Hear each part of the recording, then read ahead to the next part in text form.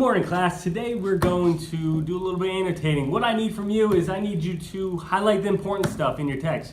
Grab a highlighter and get highlighting. Got my highlighter, got my pen, got my reading, but Dr. Cummings, how do I know what's important? How do I know what to highlight if I haven't read it yet? Well, you know, like the stuff that stands out. The stuff that stands out? It's two-dimensional. Nothing stands out. You know I'm not very good with metaphors. What do you mean? What do I mean? Well, I think I can tell you what you mean. I can tell you what works well for me. The first thing I do when I annotate a text is I look at the structure. I don't even read the words. I look at the shape. I number the paragraphs. I draw lines between the sections. I look and see if there's a graph, and I read that first because I like pictures.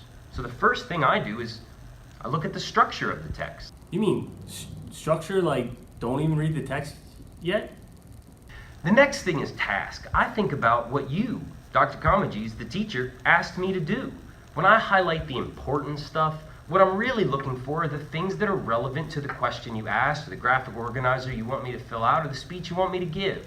So I think about the task, and I read through and I highlight the things that relate to what you're asking me to do. So the important stuff is what's related to the task that I presented as a teacher. That makes sense. The next thing I do is I write down questions. Not a lot of my friends do this. But you know how when people say, I don't get it? Well, you have to get something. Some of the words you understand. So what I try and do is pin down the things I don't understand. And I write those things in the form of questions. If there's a sentence that confuses me, I write it down, I draw a big red arrow at it and write, what's this mean? So I ask questions and I write them down so that when the time comes, I can ask them the teacher or my peers. You're right. It would be a lot easier if I knew exactly what you didn't understand and we could address those issues when we look at your questions. The last thing I do is I highlight the vocabulary that I don't understand or that I have questions about, and I replace them with synonyms. I've even been known to take a black Sharpie and cross out the words I don't understand and replace them with the words I do understand. Because essays are like pyramids.